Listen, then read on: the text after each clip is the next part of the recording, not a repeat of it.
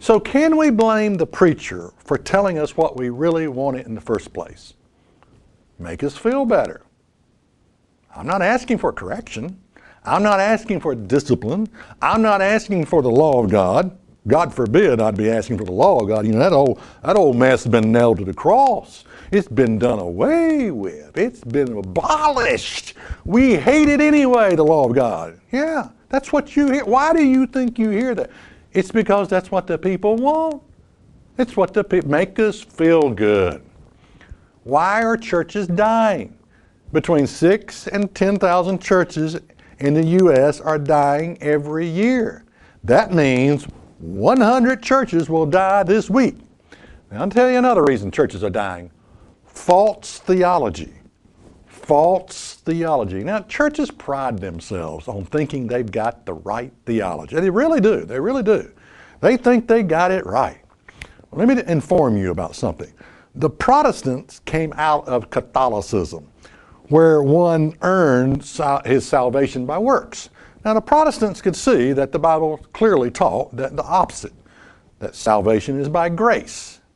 And that's true. Salvation is by grace. But the Protestants jumped from the Catholic ditch of works for salvation to the opposite ditch of antinomianism. You see, the pendulum never swings correctly to the middle, the right way. It's always one extreme to the other. One extreme to the other. And so they went to the complete other ditch of antinomianism. Now, the antinomian teaching says this, that under the gospel of grace, the moral law is of no use or obligation because faith alone is all that is necessary for salvation. Antinomian teaching says is one who rejects a socially established morality. Yeah, that's what it is. So if you want to know why Christianity hasn't worked, I've just explained it to you.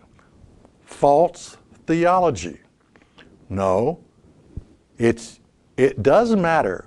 There is morality that is explained in the Bible. It's called the Ten Commandments. And no, the Ten Commandments have not been done away with. They have not been abolished or nailed to the cross or anything like that.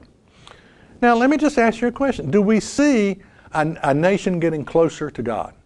Do we see a nation getting closer to God? In a moment of quiet time, Billy Graham confessed to his family and friends that he felt like he'd been a failure. The reason was quite simple. After being seen and heard by millions, he did not see a nation that was any closer to God. Now, how do you deal with this? That we are no closer to God. We're not closer to God. Do you just block this out of your mind? Or do you fall for, well, the Lord's working mightily here today. He just healed Bertha Butt's big toe. Praise Jesus. Is that what you follow? I mean, you think it's working mightily? How do we see a nation that is not getting closer to God? Today we are reaping the results of this teaching, this antinomian teaching. Lawlessness everywhere. We are on the brink of a breakdown of a society because of this antinomian teaching. And again, this antinomian teaching says that under the gospel of grace, the moral law is of no obligation because faith alone is all that is necessary for salvation. And of course, James said faith without works is dead. That's what your Bible says. All right, so, you build your faith in God on a wrong theology. Your Christianity doesn't work. And that's what Billy Graham was seeing, that after years of preaching, this nation was no closer to God, you see. That's because of a false theology. One who adapted this antinomian teaching that says just faith, just faith. That's faith, that's all you got, No, it's not enough. Faith without works is dead. Check us out on the web at isthatreallyinthebible.com.